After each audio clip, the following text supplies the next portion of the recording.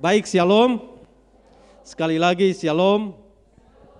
Pertama-tama saya menyampaikan selamat datang buat Bapak Ibu Saudara, khusus buat jemaat Tuhan yang berkesempatan hadir, dan secara khusus bagi Kementerian Agama Provinsi Maluku. Dalam hal ini ada Ibu Nancy. Beliau, saudara sudah kenal kasih ini? Kalau saya kenal, maaf, bolehkah Ibu berdiri dan menghadap ke jemaat? Ya, maklum Ibu, kita ada di Eri, jadi banyak yang kenal Ibu. Lalu kemudian ada hari ini ada Pak James juga ada. Pak James ada di sebelah kiri saya, dan beta rasa Pak James juga saudara pasti kenal. Oke, kemudian ada Bapak Fano juga. Ya, mungkin Bapak Fano bisa berdiri dan ya. Lalu kemudian ini pengkhotbah kita hari ini, Ibu Titin yang biasa disapa Ibu Titin, dan sebenarnya Ibu ini nama lengkapnya Alfananti, namun ya biasa disapa Ibu Titin. Boleh Ibu, kalau saya berdiri juga saya ngapa nanti sebentar berdiri banyak di sini. Lalu kemudian ada Ibu Herli. Ibu Herli ada di belakang Ibu Nancy. Nah, mereka jadi satu tim yang sebenarnya ini sudah diagendakan dari 3 minggu yang lalu ya, kalau saya salah Pak James. Iya. Nah, 3 atau 1 bulan yang lalu kalau saya salah itu. Namun perubahan demi perubahan, harusnya kemarin, namun saya masih ada di Namlea dan saya minta hari itu agar supaya bolehkah dipindahkan ke tanggal 20, dan ternyata bersedia, dan hari ini menjadi satu momen. Mari kita tepuk tangan dulu buat Tuhan. Nah, puji akan nama Tuhan, kami senang Ibu bersama dengan rombongan bisa berkenan hadir pada kesempatan ini. Nanti sebentar setelah firman Tuhan dan doa tutup, nanti saya akan secara langsung persilakan Ibu Nancy akan naik ke tempat ini dan akan menyampaikan beberapa arahan buat kita selaku jemaat Tuhan yang ada di tempat ini. Nah, mari kita tepuk tangan sekali lagi, dan saya berikan kesempatan buat Ibu Titin akan menyampaikan kebenaran firman Tuhan.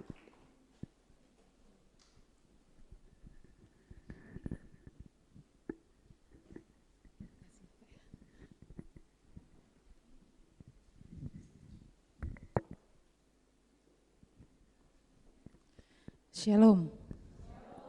Puji nama Tuhan, Bapak Ibu Saudara yang diberkati Tuhan Yesus Kristus.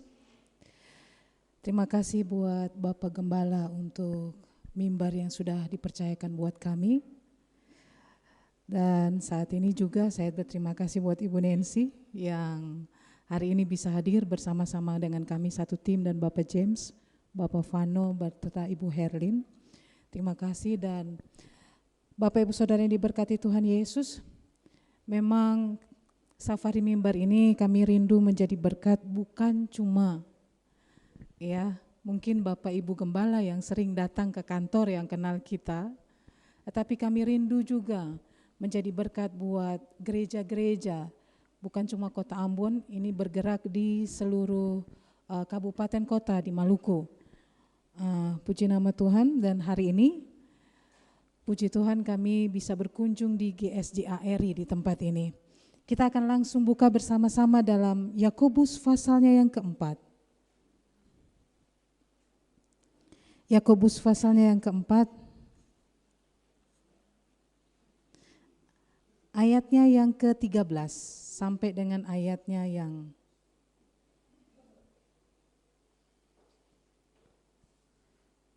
Yakobus pasalnya yang keempat, ayat 13 sampai dengan ayat yang ke-17, saya akan membacakannya buat Bapak Ibu Saudara.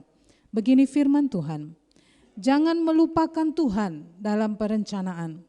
Jadi sekarang hai kamu yang berkata, hari ini atau besok kami berangkat ke kota anu, dan di sana kami akan tinggal setahun dan berdagang serta mendapat untung. Sedang kamu tidak tahu apa yang akan terjadi besok. Apakah arti hidupmu? Hidupmu itu sama seperti uap yang sebentar saja kelihatan lalu lenyap. Sebenarnya kamu harus berkata, jika Tuhan menghendakinya, kami akan hidup dan berbuat ini dan itu. Tetapi sekarang kamu memegahkan diri dalam congkakmu, dan semua kemegahan yang demikian adalah salah. Jadi jika seorang tahu bagaimana ia harus berbuat baik, tetapi ia tidak melakukannya, ia berdosa. Amin. Puji nama Tuhan Bapak Ibu Saudara. Hari ini kita akan belajar bersama-sama bagaimana kita merencanakan masa depan saya dan saudara. Kita akan belajar dari konteks Yakobus hari ini dan fenomena kekristenan hari-hari ini Bapak Ibu Saudara. Apalagi dengan kondisi corona yang sudah berapa tahun kita sudah lewati ini ya, lumayan. Dan menyangkut imbasnya ke berbagai bidang lini kehidupan. Dan banyak kasusnya orang Kristen yang kayak kemarin. Kalau mungkin Bapak Ibu Saudara dengar ataukah mungkin mengalami sendiri, ada seorang bapak yang dia seorang pengusaha yang besar. Kemudian dia buka cabang toko di seluruh Indonesia. Dia berhasil, saudara, rumahnya di mana-mana, investasinya luar biasa. Dia sudah merencanakan mau buka cabangnya di Singapura. Dia sudah berpikir, rencana saya mau buka Singapura ibu, rencana mau ke Australia, mau ke sini, mau ke situ. Saya bersyukur ketika seorang anak Tuhan yang diberkati luar biasa dan bisa menjadi berkat bagi banyak orang. Dia sudah planningkan semuanya, tapi saudara tahu, corona membuat planningnya yang tinggi itu jatuh di ketinggian yang paling tinggi. Jadi dia merasa emosi, dia merasa kecewa dengan Tuhan. Saudara tahu semua cabang yang ada di berbagai daerah di Indonesia tutup. Dan tinggal satu saja, yaitu di Jawa Tengah. Tinggal satu itu pun sudah kembang kempis. Dia mulai berpikir bagaimana saya bisa hidup. Nanti dia ada mulai ketakutan yang luar biasa. Saya ikut Tuhan, saya rajin kasih perpuluhan. Saya planningkan, saya taruh sama Tuhan. Kenapa? Harapan saya tidak sesuai dengan kenyataan. Bapak Ibu yang dikasihi Tuhan Yesus Kristus, kita akan belajar dari konteks Yakobus. Hal yang pertama, ayat 13. Jangan mengandalkan kemampuanmu sendiri. Dikatakan jadi sekarang, hai kamu yang berkata hari ini atau besok kami akan berangkat ke kota anu. Saudara, yang kita belajar di sini adalah soal kesombongan, soal kehidupan. Dalam konteks ini dikatakan hari ini atau besok kita akan ke sana. Habis itu kita akan bikin ini dan itu. Kemudian setahun kita akan di sana berdagang dan sebagainya. Pedagang ini merasa bahwa hidupnya itu punyanya dia.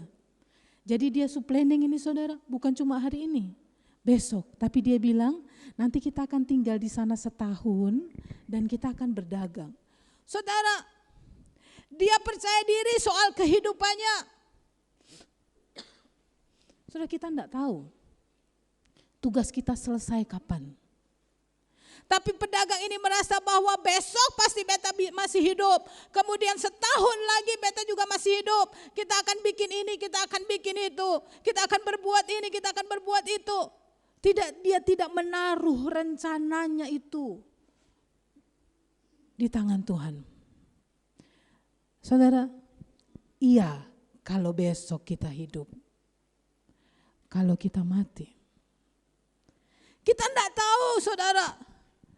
Hal yang pertama soal saudagar ini soal dia tidak mengandalkan kekuatan. Dia tidak mengandalkan Tuhan, tapi dia mengandalkan kekuatannya sendiri. Kesombongan soal pilihan. Dia bilang dia akan pergi, kemudian dia tinggal setahun dan kemudian dia akan berdagang di sana. Pilihan menunjukkan kebebasan mereka. Beta bisa jadi apa saja yang beta mau, gitu ya. Jadi kalau gini saudara, ini saya ditegur Tuhan soal saya sebagai orang tua, kadang-kadang saya jadi Tuhan buat anak-anak saya, gitu ya. Saya suka bilang nanti kok jadi ini saja ya, nanti kok jadi polwan sapolwan, karena kok berpikirnya kurang ini. Lulus SMA jadi polwan, ingatannya semangat olahraga dan ini dan itu. Nanti tes mama akan coba lobby si A, lobby si B, lobby si C. Jadi anak itu diatur. Kemudian nanti kau lulus SMA, kau pergi kuliah di sini, ingatannya kuliahnya di sini. Bukan kita nak, yuk kita datang sama Tuhan yuk. Nggak tahu kamu nanti mau jadi apa.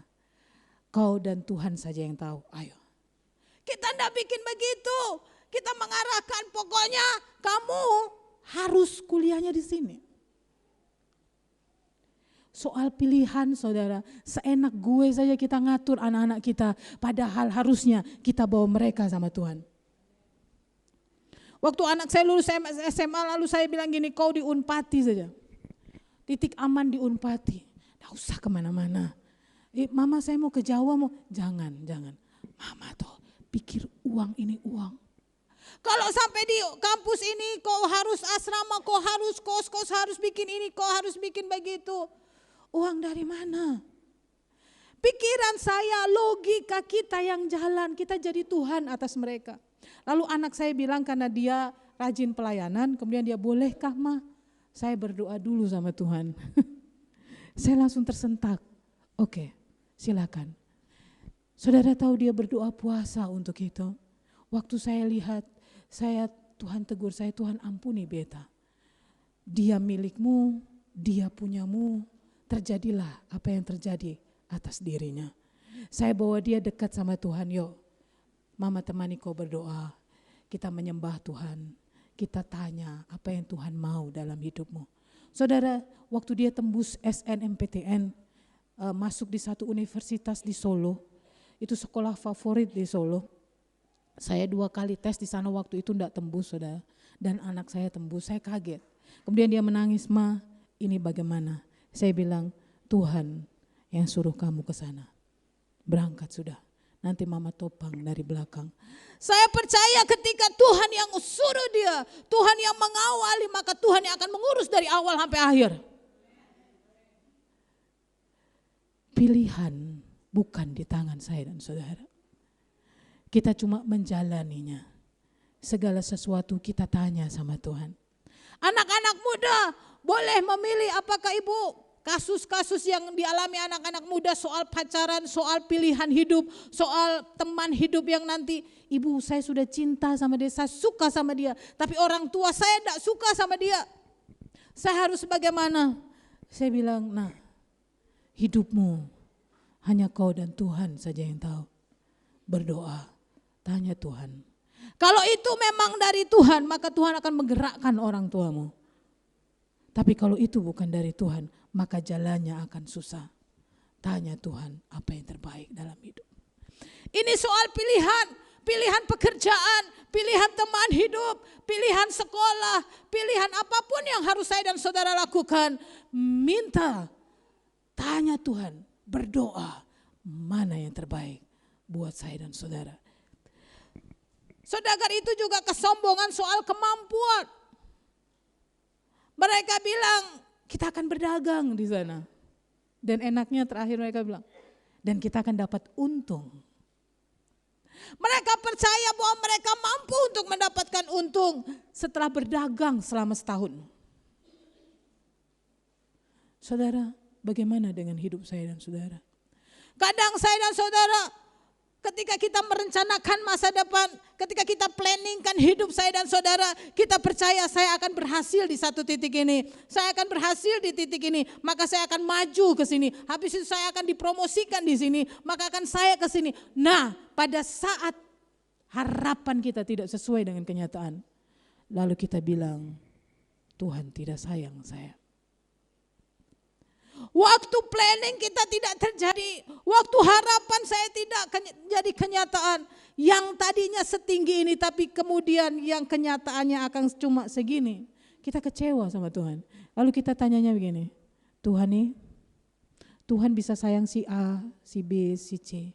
Tuhan bisa kasih berhasil si A, si B, si C, si D.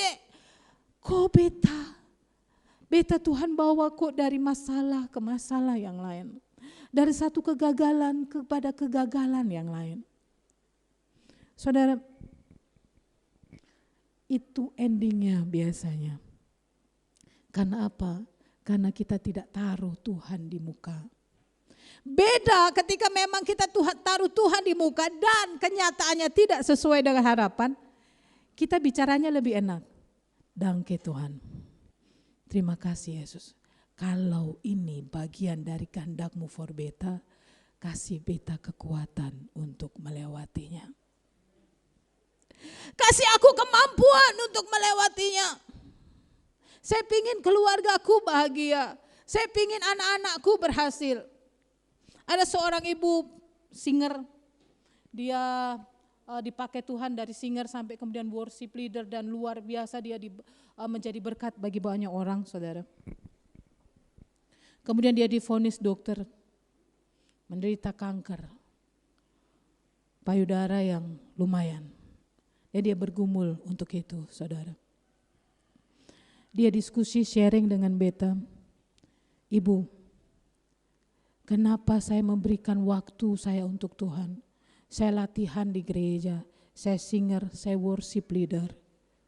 Tuhan vonis saya dengan kanker payudara. Kenapa Tuhan tidak lepaskan saya kemudian saya bisa bersaksi? Saya ingin bersaksi, Ibu. Saya ingin bisa menjadi berkat bagi banyak orang. Tetapi kenapa tumor atau kanker ini yang menghalangi saya untuk semakin dekat sama Tuhan? Saya bilang, bersaksi kepada Tuhan bukan karena waktu kita dilepaskan saja. Kita bilang Tuhan itu baik pada saat kita diberkati saja. Tidak. Makanya firman Tuhan, iya, jangan bersandar dengan kekuatanmu sendiri. Lalu ibu, saya harus bagaimana? Waktu kau menderita kanker, kau masih bisa worship leader, itu satu kesaksian yang luar biasa. Waktu Tuhan vonis, waktu dokter vonis dengan segala macam penyakit, kau masih bisa berdiri di mimbar, lalu kau bisa membawa jemaat semakin dekat dengan Tuhan. Itu satu kesaksian yang luar biasa. Lalu dia menangis. Dia bilang, ibu, saya akan bertahan sampai Tuhan panggil saya. Saya akan tetap melayani Tuhan sampai Tuhan panggil saya. Baik menurut saya belum tentu baik menurut Tuhan. Apa yang menurut saya baik, saya pingin hidup saya bahagia, saya pingin saya sehat-sehat saja, tapi Tuhan bilang tidak. Paulus bilang apa? Tuhan kalau boleh ambil duri dalam dagingku. Tapi Allah bilang apa? Cukup kasih karuniaku bagimu. Apakah Paulus marah dengan Tuhan dan Paulus kalau begitu beta mengundurkan diri? Beta cuma berikan, beta berkorban. Beta orang bilang tersiksa dalam arti di penjara. Dia kemudian dipukulin, dicambuk dan sebagainya. Tapi dia tetap melayani Tuhan. Masa duri dalam daging Tuhan tidak bisa ambil? Kalau hari itu dia mundur, maka nama Paulus tidak ada dalam firman Tuhan. Saudara, Alkitab dipenuhi dengan pribadi-pribadi yang luar biasa. Ketika kita bersandar pada Tuhan, maka baik menurut kita, baik menurut Tuhan, pasti baik menurut saya dan saudara. Cerita tentang Gideon, waktu dia mau menyerbu satu kota, saudara. Dia merencanakan pergi dengan 32.000 pasukan. Dia merencanakan pergi dengan 32.000 orang. Tapi Tuhan mengubah Gideon. Terlalu banyak Gideon. Gideon mungkin bilang, pas Tuhan. Katung sing tahu musuh berapa ribu orang. Jadi kalau 32.000 orang cukup. Bisa pas. Tapi Tuhan bilang jangan. Kasih turun. Kasih turun jadi berapa? 10.000, saudara. Habis 10.000 Tuhan bilang masih banyak Gideon, enggak bisa. Tuhan gimana sih? 10.000 itu pas. Mungkin nanti di sana. Tidak, kasih kurang lagi. Cuma menjadi 300 orang. Kenapa 300 orang? Firman Tuhan katakan Gideon terlalu banyak. Jangan-jangan orang Israel memegahkan diri terhadap aku. Sambil berkata tanganku sendiri yang menyelamatkan aku. Betul saudara. Kalau ribuan banyak-banyak pasti mereka bukan karena Tuhan. Itu karena beta punya kemampuan. Tapi pada waktu 300 orang bisa mengalahkan ribuan orang. Mereka baru tahu bahwa Allah mereka Allah yang dahsyat. Amin. Allah saya dan saudara Allah yang luar biasa. Seringkali saudara planning saya B, tapi Tuhan rubah planningnya menjadi planning A. Sering saya pinginnya saya jalan ke kanan, tapi Tuhan bukan ke kanan, itu di situ ada lubang. yang betul ke kiri, maka diarahkanlah saya ke kiri. Tidak mungkin saya bisa belok kiri kalau saya tidak jatuh duluan. Saudara, kita manusia, pada waktu kita bersikeras bahwa kita kanan yang benar, untuk disuruh balik kiri susah enggak? Kadang-kadang kita susah, saudara. Kenapa susah? Karena kita berpikir sudah yakin bahwa yang betul itu kiri. Nah, makanya pada waktu kita belok kanan kita jatuh dulu. Kita menangis dulu. Kita merenung dulu. Kita jatuh di bawah kaki Tuhan dulu. Baru kita disadarkan. Oh iya, beta salah. Beloklah kita ke kiri. Saudara, setiap event apapun yang kita lewati, setiap situasi apapun yang kita hadapi, bukan satu kebetulan. Tapi Tuhan mengizinkan untuk kebaikan saya dan saudara. Waktu saya divonis dokter dengan tumor, dan saya harus lewati operasi, sama seperti yang lain. Saya pingin mujizat, saudara. Saya berdoa, saya pingin mujizat terjadi. Tapi ketika Tuhan tidak mengizinkan, dan saya harus lewati operasi untuk pengangkatan itu, saya belajar untuk dangke Tuhan. Apa yang kau buat untuk beta itu baik. Apa yang kau bikin untuk beta itu baik. Hal yang pertama, jangan mengandalkan kekuatanmu sendiri. Karena apa? Dalam Yakobus 4 ayat 14b itu, kita itu sebetulnya seperti uap. Habis itu hilang. Kenapa kita harus bergantung dengan kita yang sendiri saja seperti uap? Kita harus bergantung dengan pribadi yang luar biasa. Barang siapa tinggal di dalam aku dan aku di dalam dia, ia berbuah banyak, sebab di luar aku kamu tidak bisa berbuat apa-apa. Hal yang kedua, kita akan belajar dari Yakobus bagaimana kita merencanakan masa depan. Kita menyerahkan hasilnya. Kita akan lihat, kita meminta Tuhan untuk menjadi guide dalam hidup kita. Ayat 15 itu dikatakan, sebenarnya kamu harus berkata, jika Tuhan menghendaki kami akan hidup dan berbuat ini dan itu. Saudara, hal yang kedua adalah kita minta Tuhan jadi pemandu hidup saya dan saudara. Jadi guide. Orang jadi guide itu gimana sih, saudara? Saya kalau ke Jakarta, saya enggak tahu Jakarta, saya minta satu orang untuk jadi guide saya, pemandu saya. Dan seorang pemandu harus tahu tentang Jakarta. Kalau dia enggak tahu tentang Jakarta, maka dia akan bawa saya, akan masuk-masuk. Orang bilang tersesat satu, maksudnya orang bilang mau ke sini, arahnya mesti muter jauh, setengah mati. Saudara, kenapa Yesus jadi pandu dalam hidup saya dan saudara? Karena Yesus tahu ending hidup saya dan saudara. Kapan saya dan saudara mati? Rencananya ke depan kita akan dibawa kemana nih? Besok kita akan dibawa 10 tahun ke depan Tuhan tahu apa yang akan terjadi dengan saya dan saudara. 5 tahun ke depan Tuhan tahu apa yang akan terjadi dengan hidup saya dan saudara. Saudara, menerima rencana Tuhan berarti kita harus mengesampingkan ego kita. Ayat 16 diawali tetapi. Jadi kalau kita berkata jika Tuhan menghendaki, tidak ada lagi memegahkan diri. Saudara, kisah tentang Gideon, itu pertempurannya adalah tentang Tuhan. Gideon harus datang ke tempat di mana ia bersedia meletakkan rencananya.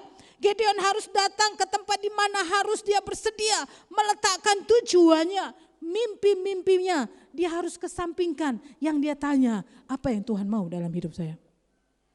Saudara, dulu saya datang di Ambon tahun 2000, saudara. Tahun 2000 datang di Ambon, saya rencananya cuma setahun. Karena suami saya jadi pimpinan sekolah teologi di salah satu di daerah Waitatiri di situ. Jadi saya bilang ke suami saya, setahun saja ya, saya enggak suka Ambon. Saya pingin kita balik ke Jogja. Kita sudah punya planning, saudara. Kita akan ke Jogja, kita akan bikin ini, ke ini. Kalau enggak ke Surabaya, sudah disiapkan tempat di sana. Enggak ada sedikit pun dalam hati saya akan tinggal di Ambon. Tapi rencana saya beda dengan rencananya Tuhan. Saudara, Tuhan bawa saya dari step demi step, dari kejadian demi kejadian. Ya, ada satu titik yang terendah dalam hidup saya. Tuhan jatuhkan saya di ketinggian yang paling tinggi. Habis rencananya. Kerusuhan tahun 2004 membuat suami saya meninggal. Dan waktu kerusuhan itu bukan meninggal seperti biasa, diculik dan sebagainya. Sampai mayatnya datang pun saya enggak tahu, saya enggak bisa bilang hari itu. Planning saya hidup bahagia. Planning saya cuma tinggal setahun di sini. Planning saya pingin ini dan itu. Habis itu kita akan balik ke Jawa. Tapi Tuhan bilang, no, bukan. Kau harus tinggal di Ambon. Dan hari demi hari saya lewati, Tuhan bawa saya, Tuhan bukakan mata saya. Rubah semuanya planning. Saya pernah menjadi janda 2 tahun, saudara, sejak kematian suami saya. Kedua orang tua saya, keluarga besar saya pulang. Di sini orang bilang masa depan lebih cerah, kok di situ enggak punya siapa-siapa. Saya bilang, sabar. Saya tanya Tuhan, apa yang terbaik dalam hidup saya? Tuhan pertemukan dengan suami saya, sekarang juga seorang hamba Tuhan. Dan saya diberkati, saya punya 3 anak yang luar biasa. Tuhan bawa saya mungkin dari satu masalah kepada masalah. Dari satu pergumulan kepada pergumulan. Tapi jangan lupa, Tuhan bawa saya juga dari satu mujizat kepada mujizat. Dari satu kemuliaan kepada kemuliaan. Sampai saya mau coba untuk mengerti arti kata pelayanan. Kita meminta Tuhan jadi guide dalam hidup kita. Kita meminta Tuhan jadi pemandu hidup kita. Kalau kita menjadi kita dipandu, satu hal yang kita mesti pegang, kita mesti apa? Taat. Kalau kita dipandu, harusnya orang kita mulai taat, tapi kita juga tekun. Ketika kita dibawa ke sini, kok kayak gini ya? Kok jalannya kayak gini ya? Ya iya, ini jalan yang terdekat. Firman Tuhan, satu-satunya jalan ketemu dengan Bapa hanya lewat Dia. Satu-satunya jalan keselamatan hanya lewat Tuhan. Jadi ketika kita dipandu oleh Tuhan, apapun itu mungkin kita dibawa ke dalam satu masalah demi masalah, tetap percaya begini. Tuhan izinkan saya harus ngadepin masalah supaya Tuhan memperbesar kapasitas saya. Amin. Yang dulunya kita mudah tersinggung, yang dulunya kita orang bilang sakit hati, yang dulunya kita gampang putus asa. Kemudian Tuhan bawa saya dan saudara dari satu masalah ke masalah yang lain, kita jadi orang yang tegar, kita jadi orang yang kuat. Seorang pemimpin harus kuat, seorang pemimpin harus orang bilang jangan mudah putus asa. Nggak bisa, orang Ambon bilang suka apa? Ruk-ruk salah-salah. Ya. Saya mulai tahu ya ruk-ruk salah-salah. Kalau seorang pemimpin katanya firman Tuhan, aku akan bawa kau naik dan bukan turun. Aku akan bawa kau menjadi kepala dan bukan ekor. Tapi kita tipe orang yang ruk-ruk salah-salah, gampang tersinggung. Bagaimana kita jadi seorang pemimpin? Diproses Tuhan, dibentuk Tuhan, diperbesar kapasitas saya dan saudara. Kalau Dia jadi pandu dalam hidup saya dan saudara. Amin. Amin. Jadi apapun masalah yang saya dan saudara hadapi saat ini, percayalah Tuhan tidak pernah tinggalkan saya dan saudara. Yang terakhir saudara, bagaimana kita planningkan hidup rencana masa depan kita menyerahkan hasilnya sama Tuhan. Kenapa fenomena kekristenan banyak yang jatuh? Karena kita yang ngatur Tuhan, bukan Tuhan ngatur kita.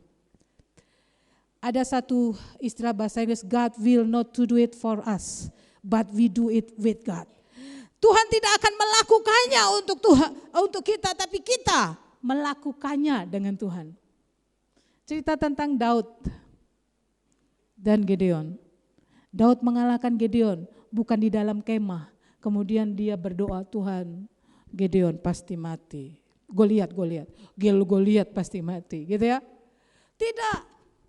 Daud berperang berhadapan muka dan Goliat yang tinggi besar. Dengan peralatan yang canggih, peralatan perang yang luar biasa.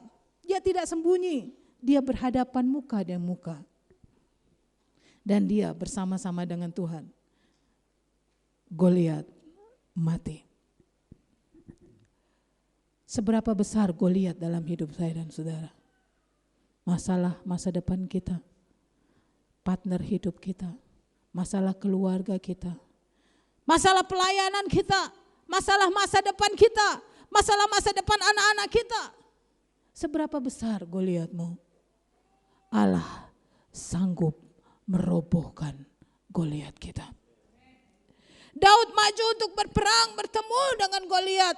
Dia tidak berlutut berdoa di tenda dan Goliat tiba-tiba langsung mati. Dia percaya pada kekuatan Tuhan. Saya percaya dengan Tuhan. Tapi sering saudara, saya percaya waktu di gereja saja.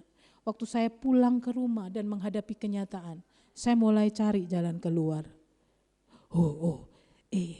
Coba telepon ibu itu, coba telepon bapak itu. Mungkin bapak itu bisa tolong.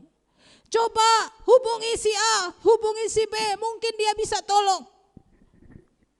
Saudara Paulus dia menulis Filipi 4 ayat 13 di dalam penjara. Dia menyerahkan semuanya pada Tuhan. Bagaimana hidupnya nanti itu urusannya Tuhan. Padahal dia masih di dalam penjara. Dia menulis surat itu dalam penjara. Bagaimana kalau itu terjadi dengan saya dan saudara? Pasti kita mulai mengeluh, Tuhan bebaskan beta dulu. Ada seorang ibu mau melayani, dia bilang, ibu saya mau jadi pendoa syafaat. Tapi saya berdoa untuk suami saya. Suami saya dimenangkan dulu baru saya masuk jadi pendoa. Ibu anak saya disembuhkan dulu baru saya pelayanan. Ibu rumah tangga saya dipulihkan dulu baru saya mau menyerahkan hidup saya sama Tuhan. Kok kita yang ngatur Tuhan ya? Ini yang sering kali saya dan saudara kecewa. Apapun keadaanmu, saya suka bilang, ibu kalau mau jadi worship leader, mau jadi pendoa, sekarang. Tidak bisa nanti. Lalu suami saya nanti orang bilang apa? Hidup bukan berdasarkan apa kata orang, tapi hidup berdasarkan apa kata Tuhan. Kalau kau mau melayani Tuhan, masuk secepatnya. Kau enggak tahu besok Tuhan mau panggil saya dan saudara kapan. Kita menyerahkan hasilnya pada Tuhan. Apapun itu. Jadi jika seorang tahu bagaimana ia harus berbuat baik tetapi ia tidak melakukannya, ia berdosa. Bapak Ibu yang dikasihi Tuhan, saya tidak tahu apa yang menjadi planning hidup kita hari ini. Masa depan kita di tahun 2022, kita sudah masuk Februari, kita sudah punya planning gini, oh kita harus bikin ini, kita harus bikin ini. Anak-anak muda saya bilang, taruh rencanamu itu di bawah kaki Tuhan. Bukan rencananya yang salah, tapi rencana yang dibuat dengan kesombongan itu yang salah. Ketika kita merencanakan segala sesuatu, master plan hidup saya dan saudara, taruh itu di bawah kaki Tuhan.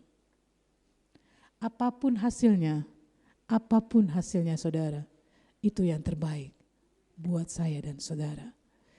Kalau hari ini Tuhan izinkan saya dan saudara ada yang menghadapi sakit, penyakit, sudah berdoa bertahun-tahun kok tidak sembuh-sembuh. Saudara, bukan Tuhan tidak baik, tapi Tuhan pingin saya dan saudara lebih dekat lagi sama Tuhan. Kalau hari ini ada yang berdoa tentang rumah tangga, yang pinginnya itu, oh Tuhan beta dipingin suami saya dipulihkan, istri saya dipulihkan, supaya karakternya dirubah, supaya rumah tangga yang gonjang-ganjing ini bisa pulih. Saudara, bukan berarti Tuhan tidak sayang kalau sampai saat ini kita masih menghadapinya. Ada yang Tuhan ingin saya dan saudara lakukan di tengah masalah itu. Kalau hari ini anak-anak muda yang mulai kecewa mungkin dengan orang tua, kecewa dengan keadaan, situasi dan kondisi, dengar baik. Ketika Tuhan taruh orang tua buat saudara, ada sesuatu yang Tuhan sudah planningkan untuk hidup kalian. Percayalah itu yang terbaik